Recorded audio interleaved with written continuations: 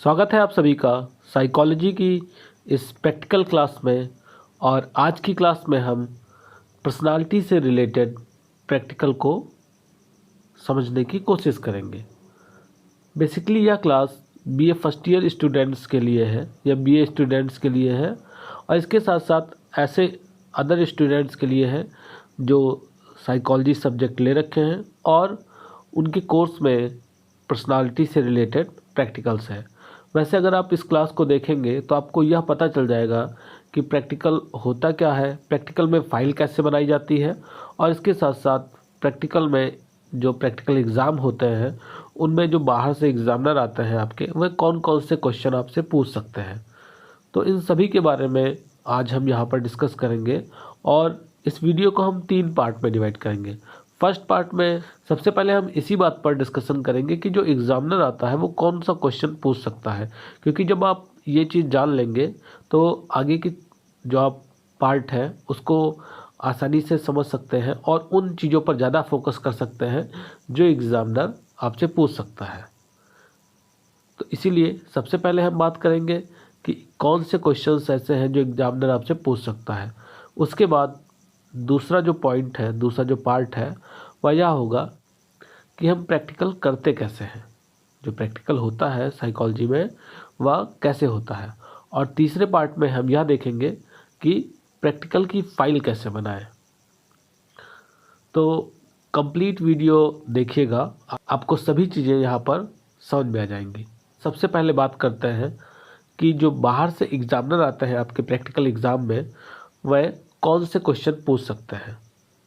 तो जो सबसे मेन क्वेश्चन होता है जब कोई भी एग्ज़ामिनर आता है तो सबसे पहला क्वेश्चन ज़्यादातर यही पूछता है कि आपके कितने पेपर हैं और उन पेपर्स के क्या नाम हैं। जैसे आपने अगर मनोविज्ञान विषय ले रखा है और आप प्रैक्टिकल में जा रहे हैं, प्रैक्टिकल एग्ज़ाम में, तो जब वाइवा होता है तो वाइवा के टाइम पे एग्ज़ामिनर यही क्वेश्चन पूछता है कि आपके कौन कौन से पेपर हैं। तो जो भी आपके पेपर है, जैसे अगर आप बीए फर्स्ट ईयर में हैं तो आपके पेपर्स होंगे विकासात्मक मनोविज्ञान या जिसे हम डेवलपमेंटल साइकोलॉजी कहते हैं, और दूसरा बेसिक साइकोलॉजिकल प्रोसेस या मूलभूत मनोवैज्ञानिक प्रक्रियाएं। ये 2 पेपर्स हैं। अगर अदर यूनिवर्सिटी के स्टूडेंट हैं यहाँ पर तो वो देख लेंगे कि उनके जो सिलेबस है उसमें कौन कौन से पेपर हैं और वो उसी का वहाँ पर आंसर देंगे अगर ये क्वेश्चन उनसे पूछा जाता है। दूसरा क्वेश्चन ज़्यादातर ये पूछा जाता है कि जो आपने प्रैक्टिकल किया उस प्रैक्टिकल को किसके द्वारा बनाया गया था, मतलब उसका निर्माण किसने किया। जैसे यहाँ पर जो प्रैक्टिकल आपको दिखाई दे रहा है यह है IEI, इंट्रोवर्जन एक्सट्रोवर्जन इन्वेंटरी। तो आप इसको भी याद करेंगे कि IEI या जो आपका प्रैक्टिकल है उसका पूरा नाम क्या है, फुल नेम क्या है, और इसके बाद किसके द्वारा बनाया गया। तो आपको दिखाई दे रहा है यहाँ पर एक कॉर्नर में कि यह बनाया गया था डॉक्टर PF अजीज़ और डॉक्टर रेखा गुप्ता के द्वारा। इन दोनों के द्वारा इसको बनाया गया। ये भी क्वेश्चन काफ़ी बार पूछा जा चुका है एग्ज़ाम में और अक्सर एग्ज़ामिनर ये क्वेश्चन पूछ ही लेते हैं। फिर तीसरा जो क्वेश्चन आता है वह यह होता है कि जो क्वेश्चनायर है वो आप किस उम्र से लेकर किस उम्र तक के व्यक्ति पर अप्लाई कर सकते हैं। ये जो IEI प्रैक्टिकल है या बेसिकली एडल्ट्स के लिए बनाया गया है, जो किशोर अवस्था के बच्चे हैं, युवा है, बच्चे नहीं युवा कहेंगे, कि उनके लिए बनाया गया है। इस प्रश्नावली के द्वारा केवल उन्हीं के व्यक्तित्व के बारे में जानकारी प्राप्त की जा सकती है। अगर आप चाहें कि आप इस प्रश्नावली की मदद से किसी छोटे बच्चे की पर्सनालिटी के बारे में जान लें तो वहाँ पर जो फाइंडिंग्स आएंगी, जो रिजल्ट आएंगे वह गलत होंगे। तो आपसे पूछा गया एग्जामिनर के द्वारा कि इस प्रैक्टिकल के द्वारा हम कितने वर्ष से कितने वर्ष तक के व्यक्ति की आयु माप सकते हैं, तो आप क्या बताएंगे, एडल्ट्स। जो एक और क्वेश्चन पूछा जाता है वह यह है कि पूछा जाएगा कि आपकी फाइंडिंग्स क्या आई, जो आपने प्रैक्टिकल किया वो आपका रिजल्ट क्या आया, आप इंट्रोवर्जन पर्सनालिटी के निकले या एक्सट्रोवर्ट पर्सनालिटी के निकले। तो ये पूछा जाएगा। फिर जब आप ये क्वेश्चन का आंसर दे देंगे तो आपसे ये पूछा जाता है कि अच्छा चलिए बताइए कि इंट्रोवर्जन पर्सनालिटी क्या होती है और एक्सट्रोवर्जन पर्सनालिटी क्या होती है, या उसकी क्या विशेषताएं होती है। तो इन सभी के बारे में अभी हम आगे डिस्कस करेंगे। यहाँ पर अभी हम केवल क्वेश्चंस पर फोकस कर रहे हैं। तो इतने क्वेश्चन बेसिकली पूछे जाते हैं एग्जामिनर्स के द्वारा। अगर आप इतने क्वेश्चंस का आंसर सही देते हैं तो फिर एग्जामिनर काफ़ी खुश हो जाता है। तो यहाँ पर हमारा फर्स्ट पार्ट ख़त्म होता है कि एग्जामिनर कौन से क्वेश्चन पूछ सकता है। अब हम बात करते हैं कि प्रैक्टिकल कैसे करते हैं। हाँ, एक क्वेश्चन और ध्यान देंगे आप। एक क्वेश्चन कभी कभार पूछ लिया जाता है कि जैसे आपने मान लीजिए क्वेश्चनर, ये प्रश्नावली का हेल्प लेकर आपने प्रैक्टिकल किया या आपने प्रश्नावली वाला प्रैक्टिकल लिया, तो यहाँ पर एग्जामिनर पूछ सकता है कि आपने जो प्रैक्टिकल किया है वह टेस्ट है या एक्सपेरिमेंट है। तो आप यहाँ पर दोनों में अंतर समझेंगे कि टेस्ट क्या होता है यानी परीक्षण क्या होता है, और एक्सपेरिमेंट या प्रयोग क्या होता है।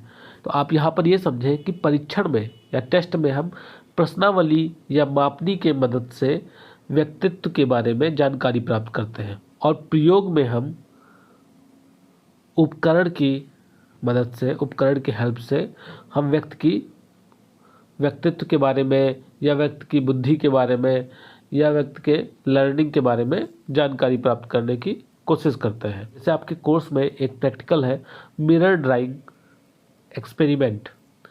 तो वो क्या है, मिरर ड्राइंग। वहाँ पर किसका यूज हो रहा है, एक अपैरेटस का यूज हो रहा है, एक उपकरण का यूज हो रहा है, इसीलिए उसको हम एक्सपेरिमेंट कहेंगे। यहाँ पर क्या हो रहा है, केवल प्रश्नावली का इस्तेमाल हो रहा है, इसीलिए हम इसे टेस्ट कहेंगे। ये दोनों चीज़ें आप क्लियर करके रखेंगे। अब हम आते हैं प्रैक्टिकल पर कि प्रैक्टिकल में क्या होता है। जैसे ये आपका है इंट्रोवर्जन एक्सट्रोवर्जन इन्वेंटरी, या हिंदी में अगर कहें तो अंतर्मुखता बहिर्मुखता प्रश्नावली। इसका निर्माण डॉक्टर PF अजीज और डॉक्टर रेखा गुप्ता के द्वारा किया गया। अब जब ये फॉर्म आपको दिया जाएगा तो आप क्या करेंगे कि इस फॉर्म में कुछ इन्फॉर्मेशन मांगी जाएंगी आपसे, आप उसको फिल करेंगे। जैसे यहाँ पर पूछा जा रहा है कि आप डेट फिल करेंगे, उसके बाद आप अपना नाम डालेंगे, फिर एज, फिर जेंडर, और फिर आपका एजुकेशन, उसके बाद व्यवसाय और मासिक आय। अगर आपका व्यवसाय है कुछ या मासिक आय है कुछ तो आप यहाँ पर फिल करेंगे, वरना उसको लिख देंगे नॉट अवेलेबल या डैश कर देंगे सिंपल। फिर इसके बाद क्या किया जाता है कि जो यहाँ पर निर्देश दिया है उसको आप ध्यानपूर्वक पढ़ेंगे। पहले इसको निर्देश को ध्यानपूर्वक पढ़ेंगे, क्योंकि इसी के आधार पर आपको आगे रिस्पॉन्स करना है। तो यहाँ पर बताया गया है निर्देश में कि आगे के पृष्ठों पर कुछ कथन दिए गए हैं। प्रत्येक कथन में उन बातों का उल्लेख है जो आप अपने दैनिक जीवन में अनुभव करते हैं और व्यवहार में लाते हैं। इन कथनों का संबंध आपकी बुद्धि परीक्षा से नहीं, वरन कुछ तथ्यों की जांच से है। प्रत्येक कथन के सामने हाँ और नहीं लिखा है। आपको इन दोनों कथनों में से किसी एक कथन के सामने सही का निशान लगाना है। यहाँ पर ये चीज़ आप ध्यान रखेंगे कि कोई उत्तर सही या गलत नहीं है कि आप ज़्यादा आपका गलत हो गया तो आपके मार्क्स कम हो गए, ऐसा कुछ नहीं है। वहाँ पर सिर्फ आपको रिस्पॉन्स करना है जो आपके अकॉर्डिंग सही है, और कोशिश यह करनी है कि जल्दी से जल्दी आप इसको सही रिस्पॉन्स करके फिल करें। तो जब आप इस निर्देश को पढ़ लेंगे तो उसके बाद आप फिर, अब यहाँ पर एक टेबल दिया गया है जिसमें आप अपना स्कोर लिखेंगे कि आपका स्कोर कितना है। जैसे फर्स्ट पेज पे तो आपका डिटेल्स हो गया, इसके साथ साथ इंस्ट्रक्शन हो गए, और नीचे ये टेबल हो गया। टेबल में फिर सेकंड पेज पे आप अपना स्कोर क्या आया वो फिल करेंगे, थर्ड पेज पे आपका स्कोर क्या आया, फोर्थ पेज पे और टोटल स्कोर क्या आया। फिर जो आपका विवेचना होगा कि आप अंतर्मुखी हैं, बहिर्मुखी हैं या उभयमुखी हैं, वो आप यहाँ पर फिल करेंगे। और नीचे यहाँ पर दिया गया है कि ये जो टेस्ट है वह किसके द्वारा बनाया गया है, बनाया तो गया है पीएफ अजीज और रेखा गुप्ता के द्वारा, लेकिन यह प्रकाशित किसके द्वारा किया गया है? तो ये नेशनल साइकोलॉजिकल कॉरपोरेशन के द्वारा प्रकाशित किया गया है। अब यहाँ पर क्या किया जाता है कि आप इस बुकलेट में जो प्रश्न दिए गए हैं, जैसा कि अभी आपने निर्देश में पढ़ा था, तो आप इन प्रश्नों को पढ़ेंगे और आपके अकॉर्डिंग, आपके हिसाब से जो भी सही रिस्पांस है उसको आप यहाँ पर टिक करेंगे। जैसे पहला क्वेश्चन, मैं एक दो क्वेश्चंस के बारे में बता देता हूँ कि पहला क्वेश्चन है, अपरिचित व्यक्ति से बहुत जल्दी पहचान कर लेते हैं। तो अगर आपको लगता है कि आप किसी भी अपरिचित व्यक्ति से जल्दी ही पहचान बना लेते हैं तो आप किस पे टिक करेंगे? हाँ पे टिक करेंगे। और अगर आपको लगता है कि नहीं, आप अपरिचित व्यक्ति से जल्दी जान पहचान नहीं बना पाते, तो आप किस पे टिक करेंगे? नहीं पर। ठीक। फिर नेक्स्ट क्वेश्चन, अकेले रहना बहुत बुरा लगता है। अगर आपको अकेले रहना बहुत बुरा लगता है तो आप किस पे टिक करेंगे? हाँ पे। और नहीं, अगर आप अकेले रह सकते हैं, आपको कोई प्रॉब्लम नहीं है अकेले रहने में, तो आप नहीं पर टिक करेंगे। फिर थर्ड क्वेश्चन, दूसरों की कही हुई छोटी छोटी बातें भी हृदय को चुभ जाती है। जैसे कि आप छोटी छोटी बातें भी आपको पिंच कर जाती हैं, आप उनका बुरा मान जाते हैं, तो आप किस पे टिक करेंगे? हाँ पे। अगर नहीं, आपके लिए बात नहीं सही है, आपको कोई फ़र्क नहीं पड़ता छोटी छोटी बातों से, तो आप नहीं पर टिक करेंगे। अभी यहाँ पर मत ध्यान दीजिए कि प्राप्तांक में क्या लिखा जाएगा, क्योंकि स्कोरिंग अभी आपको बताई जाएगी। तो जब आप यहाँ पर कंप्लीट जितने भी आइटम्स हैं, तो यहाँ पर जब आप जितने टोटल आइटम्स हैं उनको आप कंप्लीट फिल कर देते हैं, जैसे सेकेंड पेज में, फिर थर्ड पेज के आइटम्स हो गए, उसके बाद फोर्थ पेज, तो टोटल आपके यहाँ पर 60 आइटम्स दिए गए हैं, 60 एकांश दिए गए हैं। मैं कोशिश करूँगा कि इनके जो पीडीएफ है वो डिस्क्रिप्शन में दे दूँ, जिससे आप इसको चाहे तो प्रिंट करा के और फिल करके अपने प्रैक्टिकल फाइल में लगा सकते हैं। तो अब हम इसको एक एग्जाम्पल के द्वारा समझेंगे। यहाँ पर एक स्टूडेंट का रिस्पॉन्स शीट है, जो इंट्रोवर्जन एक्सट्रोवर्जन इन्वेंट्री है, उसका रिस्पॉन्स शीट एक स्टूडेंट का दिया गया है, जिसमें उसने अपना रिस्पॉन्स किया है। हम एक बार उसके रिस्पॉन्स को देखते हैं। जैसे यहाँ पर वो रिस्पॉन्स है उसका कि उसने पहले में नहीं पे टिक किया, दूसरे पे भी नहीं पे, तीसरे पे हाँ पे, तो ये सब रिस्पॉन्स उसने दिया है। अब आप देख रहे होंगे कि प्राप्तांक में कहीं -1, फिर कहीं +1 ऐसा दिया हुआ है। तो ऐसा क्यों है? तो एक बार जब कंप्लीट रिस्पॉन्स आप दे देंगे, आपका पूरा जो क्वेश्चनर के अंदर जितने भी आइटम्स हैं वो सब कंप्लीट हो जाएंगे। जैसे यहाँ पर देखें 60 आइटम कंप्लीट हो गए। तो प्रत्येक प्रैक्टिकल का एक मैनुअल होता है और उस मैनुअल में उसकी स्कोरिंग दी हुई होती है। तो जैसा कि यहाँ पर रिस्पॉन्स हो गया, अब हम इसकी स्कोरिंग देखेंगे कि स्कोरिंग कैसे करते हैं। तो ये इसका मैनुअल है, इंट्रोवर्जन एक्सट्रोवर्जन इन्वेंट्री का यह मैनुअल है, और इसमें बताया गया है कि हमें स्कोरिंग कैसे करनी है। जैसे क्वेश्चन नंबर 1 जो है, अगर आपने वहाँ पर हाँ पर टिक किया है तो आप प्राप्तांक वाले बॉक्स में +1 लिखेंगे, और अगर आपने नहीं पर टिक किया है तो वहाँ पर आप -1 लिखेंगे। इसी प्रकार अगर क्वेश्चन नंबर 2 पे आपने हाँ पे टिक किया है तो आप +1, और अगर नहीं पे टिक किया है तो -1। फिर क्वेश्चन नंबर 3 में अगर आपने नहीं पे टिक किया है तब आप +1 लिखेंगे, लेकिन अगर आपने हाँ पे टिक कर दिया है तो आप -1 लिखेंगे। यहाँ पर जो रिस्पॉन्स है और आपकी जो रिस्पॉन्स है, अगर वो मैच कर रहे हैं तो आप उनको +1 देंगे, अगर वो मैच नहीं कर रहे हैं तो आप उनको -1 देंगे। अब इसके बाद जो हर पेज पर आपके रिस्पॉन्स आए हैं उनको आपने स्कोर कर लिया, स्कोरिंग कर दिया उसकी। अब उनको आप ऐड कर लेंगे। जैसे जो प्लस है उनको प्लस को ऐड कर लिया, जो माइनस है उनको माइनस को एक में ऐड कर लिया, और फिर यहाँ पर आप टेबल में लिख देंगे।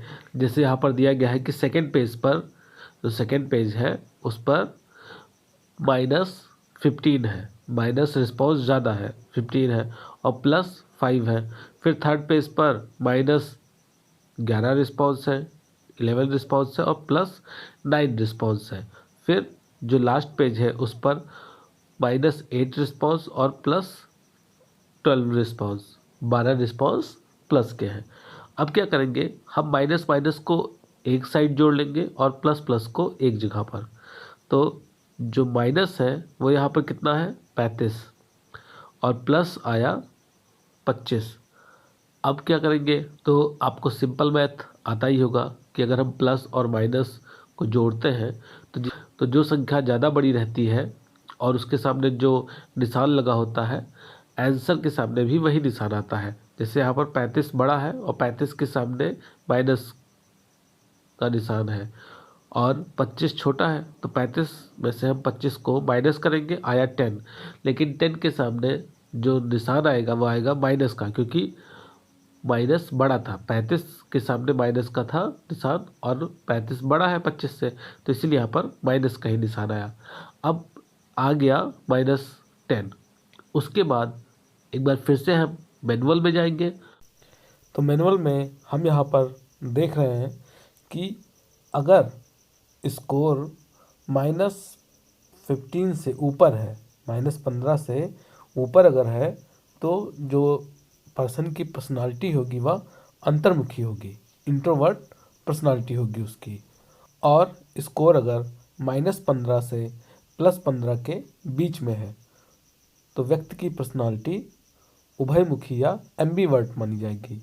इसको एक्सप्लेन करने के लिए नीचे मैंने यहाँ पर दे दिया है, आप इसको अच्छे से समझ सकते हैं कि -15, -14, -13 से लेकर 0 और फिर +1 से लेकर +15, इतने के अगर बीच में आपका स्कोर आता है तो यानी आपकी जो पर्सनालिटी है वह एम्बीवर्ट या उभयमुखी है।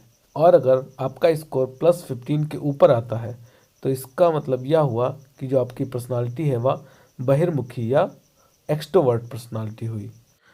तो यहाँ पर हम देखते हैं कि जो स्कोर आया था वह था -10, जो कि -15 से +15 के बीच का स्कोर है। और -15 से +15 के बीच अगर आपका स्कोर आता है तो आपकी पर्सनालिटी एम्बीवर्ट या उभयमुखी मानी जाएगी। तो इस प्रकार हमने देखा कि कैसे प्रैक्टिकल होता है। अब हम अपने थर्ड पार्ट पर आते हैं इस वीडियो के, और इस पार्ट में हम यह देखेंगे कि हम प्रैक्टिकल लिखते कैसे हैं, जो प्रैक्टिकल की फाइल होती है वह कैसे बनाई जाती है। तो जो सबसे पहला पेज होता है उस पर आप अपना नाम लिखेंगे, रोल नंबर लिखेंगे और वहाँ पर अपने टीचर से सिग्नेचर करवाएंगे। उसके साथ साथ जो आपका सेकंड पेज रहता है, जो इंडेक्स का पेज रहता है, वहाँ पर आप अपने एक्सपेरिमेंट या अपने टेस्ट के बारे में जानकारी देते हैं।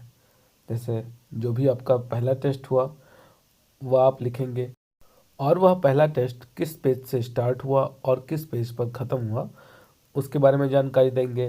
फिर कब आपने वह टेस्ट किया था वो लिखेंगे, डेट डालेंगे, और फिर लास्ट में अपने जो टीचर हैं उनसे वहाँ पर साइन करवाएंगे।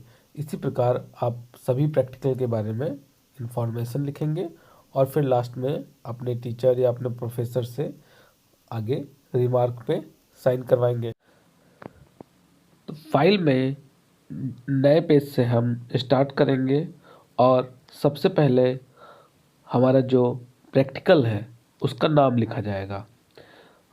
हमारा यह प्रैक्टिकल अंतर्मुक्ता बहिर्मुक्ता प्रश्नावली है, तो सबसे पहले हम लिखेंगे अंतर्मुक्ता और बहिर्मुक्ता प्रश्नावली। अगर आप इंग्लिश में लिखना चाहें तो नीचे इंग्लिश में भी लिख सकते हैं, इंट्रोवर्जन एंड एक्सट्रोवर्जन इन्वेंटरी। उसके बाद जिस टॉपिक पर हम प्रैक्टिकल कर रहे हैं उस टॉपिक के बारे में हम यहाँ पर कुछ इंट्रोडक्शन देते हैं। जैसे हमारा जो प्रैक्टिकल है वह पर्सनालिटी से रिलेटेड है, तो हम यहाँ पर पर्सनालिटी के बारे में कुछ इंट्रोडक्शन देंगे और उसके बाद फिर हम आगे का टेस्ट करेंगे। तो जैसे आपने लिख दिया पर्सनालिटी के बारे में कि पर्सनालिटी क्या होती है, फिर उसकी कुछ डेफिनीशंस आप लिख देंगे, जैसे यहाँ पर डेफिनीशंस दी गई हैं, और फिर उसके कुछ टाइप्स लिख देंगे, या अगर आप अप्रोचेस पता हो तो उसके कुछ अप्रोचेस लिख देंगे। जैसे यहाँ पर अप्रोचेस लिखाया गया है कि टाइप अप्रोच, ट्रेट अप्रोच।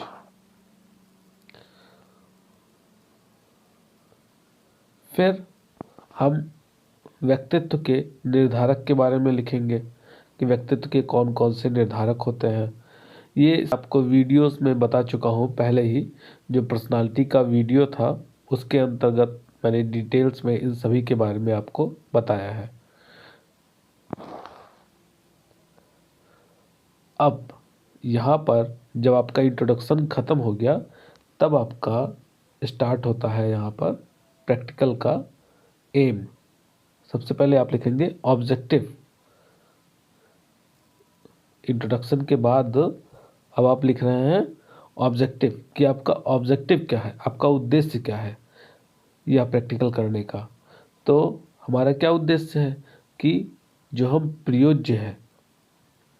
तो यहाँ पर एक चीज़ और ध्यान देंगे, जैसे जो बीए फर्स्ट ईयर में है उनको नहीं पता होगा, लेकिन अगर कोई BA second year, third year या एमए में होगा तो उसको पता होगा कि हम जो भी मनोविज्ञान के अंतर्गत प्रैक्टिकल करते हैं तो वो हम स्वयं के ऊपर नहीं करते हैं, क्योंकि अगर हम स्वयं पर प्रैक्टिकल करेंगे तो उसके बारे में हमें काफ़ी चीज़ें पहले से पता होती हैं, और फिर वहाँ पर जो रिज़ल्ट है वह बायस्ड होने का डर रहता है। यानी वहाँ पर आपको पहले से पता है चीज़ें, तो आप और अच्छा रिस्पॉन्स कर पाएंगे, और जिसकी वजह से जो आपका रिज़ल्ट है वह प्रभावित हो जाएगा। तो हम मनोविज्ञान के प्रैक्टिकल के लिए किसी सेकेंड पर्सन को चूज़ करते हैं। जैसे कोई आपका मित्र है तो आप उसको बुला लाए और उसके ऊपर आपने एक्सपेरिमेंट किया या उसके ऊपर आपने टेस्ट अप्लाई किया। तो जिसके ऊपर हम टेस्ट अप्लाई करते हैं या जिससे हम जो प्रश्नावली है उसको फिल करवाते हैं, भरवाते हैं, उसको हम प्रयोज्य कहते हैं, इंग्लिश में उसको हम सब्जेक्ट कहते हैं। तो यहाँ पर हमारा उद्देश्य क्या है कि प्रयोज्य के अंतर्मुखता और बहिर्मुखता का मापन करना। जो उस प्रश्नावली को भर रहा है उसके अंतर्मुखता और बहिर्मुखता का मापन करना कि उसकी जो व्यक्तित्व है वह अंतर्मुखी व्यक्तित्व है या बहिर्मुखी व्यक्तित्व है। अब उद्देश्य लिख लिया हमने। उद्देश्य के बाद हमारा नेक्स्ट मेन हेडिंग होगा परीक्षण संचालन, कि जो परीक्षण है, जो एक टेस्ट हो रहा है, उसका एडमिनिस्ट्रेशन कैसे हुआ है। तो उसमें हम प्रयोज्य से संबंधित जानकारी देते हैं। प्रयोज्य से संबंधित जानकारी क्वेश्चनायर के फ्रंट पेज पर ही जो बॉक्स था उसमें हमने फिल कर दिया, वहाँ से जानकारी मिल गई। फिर जो परीक्षण सामग्री है, कौन सी परीक्षण सामग्री का हम यूज़ कर रहे हैं उसके बारे में जानकारी यहाँ पर दी जाती है। जैसे हम किसका क्वेश्चनायर यूज़ कर रहे हैं, तो डॉक्टर PF अजीज़ और डॉक्टर रेखा गुप्ता के द्वारा यह बनाया गया था। हमने पहले ही देखा था, स्टार्टिंग में ही वीडियो के हमने देखा था कि यह किसके द्वारा बनाया गया था, PF अजीज़ और डॉक्टर रेखा गुप्ता के द्वारा। अब इसके साथ साथ और कौन सी चीज़ों की आवश्यकता पड़ती है, तो प्रश्नावली पर टिक करने के लिए हमें पेंसिल या पेन की आवश्यकता पड़ती है, और एक पेपर जिस पर हम कुछ कैलकुलेशन कर सकें। तो यहाँ पर मुख्य रूप से 3 चीज़ों की आवश्यकता पड़ती है, एक तो क्वेश्चनायर, दूसरा पेपर और तीसरा पेंसिल या पेन। अब इसके बाद जब ये सारी चीज़ें हो गई, फिर हम जैसे मान लीजिए अगर हम किसी दूसरे के ऊपर प्रयोग कर रहे हैं तो हम क्या करते हैं, आप किसी को बुलाते हैं उसके ऊपर एक्सपेरिमेंट करने के लिए या उसके ऊपर टेस्ट अप्लाई करने के लिए, तो आप सीधे उसको टेस्ट तो दे नहीं देते।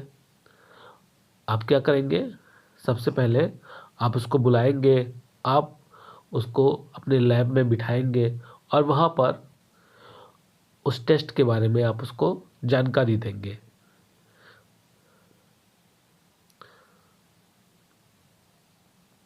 फिर आता है निर्देश। निर्देश भी प्रश्नावली के फ्रंट पेज पर ही दिया गया है। हम उससे कहेंगे प्रयोज्य से कि आप प्रश्नावली के फ्रंट पेज पर यहाँ पर निर्देश दिया गया है, आप इस निर्देश को पढ़ें और इसके अनुसार रिस्पॉन्स करें। अब जब वह कंप्लीट रिस्पॉन्स कर देता है तो फिर हम मैनुअल के माध्यम द्वारा, मैनुअल की सहायता से हम क्या करते हैं, उसकी स्कोरिंग करते हैं। जैसा कि अभी हमने देखा था कि स्कोरिंग कैसे करते हैं। तो जो स्कोरिंग आया उसको हम फिर रिजल्ट हेडिंग डालकर वहाँ पर लिखते हैं कि इसका प्लस स्कोर इतना आया, माइनस स्कोर इतना आया, और आप इसका जो टोटल स्कोर हुआ वह हुआ -8 -10, जो भी हुआ वो यहाँ पर हम लिख देंगे। अब परिणाम के बाद जो लास्ट स्टेप है वह होता है विवेचना या इंटरप्रिटेशन। तो हमने देखा था कि जो हमारा प्रयोज्य था, जो हमने यहाँ पर एग्जाम्पल के तौर पर जो लिया, उसका जो स्कोर आया था वह आया था -8, जो कि एम्बीवर्ट पर्सनालिटी है। अब एम्बीवर्ट क्या होता है? एम्बीवर्ट में अंतर्मुखता और बहिर्मुखता दोनों की क्वालिटीज़ पाई जाती है। मतलब ऐसे व्यक्ति के अंदर दोनों गुण होते हैं, अंतर्मुखता का भी गुण पाया जाता है और बहिर्मुखता का भी गुण पाया जाता है। तो ऐसे व्यक्ति परिस्थिति के अनुसार क्या करते हैं, अपने आप को ढाल लेते हैं। जैसे अगर यदि वह ऐसी परिस्थिति में पहुंच जाता है जहां पर वह किसी को नहीं जानता है, तो वह क्या करता है, वह इंट्रोवर्ट पर्सनालिटी अडॉप्ट कर लेता है, वह अंतर्मुखी हो जाता है, वह अपने आप से ही मतलब रखता है। लेकिन जब वह अपने फ्रेंड्स के साथ रहता है, जिनको वह जानता है, अपनी फैमिली के साथ रहता है, तो वहाँ पर जो उसकी पर्सनालिटी होती है वह बहिर्मुखी हो जाती है। वह उनके बीच में हंसता है, खेलता है, पार्टी करता है, एंजॉय करता है उनके साथ। तो इस तरीके से हम यहाँ पर इसकी विवेचना लिखते हैं। तो आपको समझ में आ गया होगा। अब अगर आपकी पर्सनालिटी यहाँ पर अंतर्मुखी आती है तो आप क्या करेंगे, आप उसकी विवेचना कैसे लिखेंगे?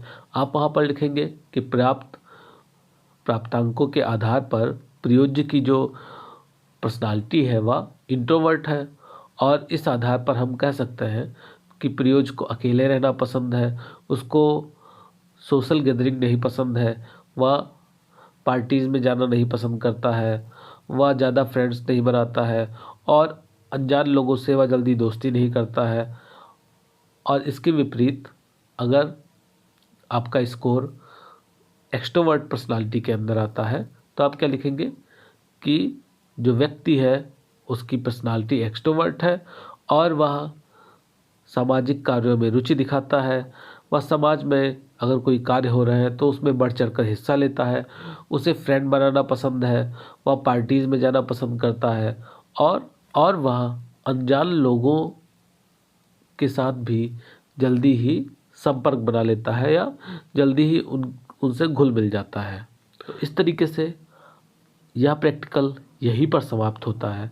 अगर आपको कोई चीज़ ना समझ में आई हो तो आप हमें कमेंट के द्वारा पूछ सकते हैं।